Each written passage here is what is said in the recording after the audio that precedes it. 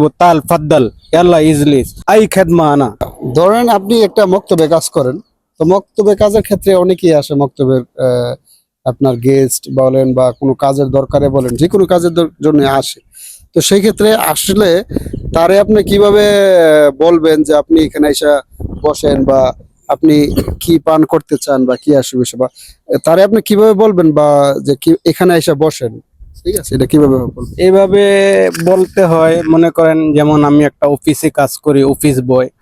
এখন অফিস বয়ের মধ্যে তো মনে করেন চা গাওয়া সবকিছুই থাকে। এখন একটা গেস্ট আসলো, আসার পরে আমারে সর্বপ্রথমেই সালাম দিয়ে দেবো, আসসালামু আলাইকুম, কেফা আলেক, জিজ্ঞেস করতে হবে কেমন কেমন আছো, এই আরবিতে বলতে হবে। তারপরে তারে সম্মানের সহিত বলতে হইব তাল ফাদ্দাল ইয়াল্লা ইজলিস আই খেদমা আনা।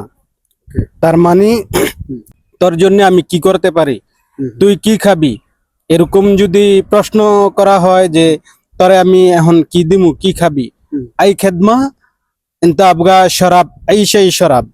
এটা মনে করেন যে বাংলায় বললাম আর কি, তুই কোনো কিছু পান করবি কিনা, তুই আস আমার এই অফিসে বস, এখানে বসেন। বস বস। এরপরে এই রিকোয়েস্টের সাথে যা বলা হয় আর কি, আই খেদমা, এটা বললেই বুঝবো আর কি কোন আরবিরা যে আমারে হ্যাঁ সম্মানের সহিত বলছে, জিজ্ঞেস করছে যে তোরে তোরে আমি কি করতে পারি, তোর জন্য আমি কি করতে পারি। আমাদের বাংলা ভাষায় কথা আছে না যে আপনার জন্য কি করতে পারি, আর এটা আরবি ভাষায় এক কথায় বললে আই খেদমা মানে। আর আপনার বসার ক্ষেত্রে বললে যে তাল ইজলিস হিনা। হ্যাঁ, বসার ক্ষেত্রে বলতে হইব যে তাল ইজলিস হিনা, বাস এতটুকুই। অসংখ্য ধন্যবাদ। ধন্যবাদ আপনাকেও।